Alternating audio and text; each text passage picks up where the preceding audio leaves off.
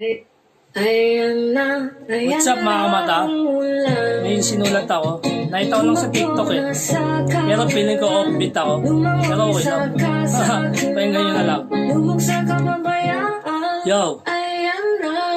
Lubog na sa baha, basag pa ang kalsada, pagod na magsasaka, gutong pa ang pamilya, Bulacan, Pampanga, hanggang ngayon nakalubog, habang magnanakaw nasa bilya, di makatunog, dami na naming kumakatok, ayaw nyo pa na magbukas, gusto rin namin mga anak namin makaligtas, makawala sa takot na kayo mismo ang gumawa, dati ang ulan, simbolo ng pagpapala, ngayon pag di ka nag-ingat, pwede kang mawala, o kaya magkaroon ng sakit ng maluba kasi wala kang magawa kundi lumusong sa baha.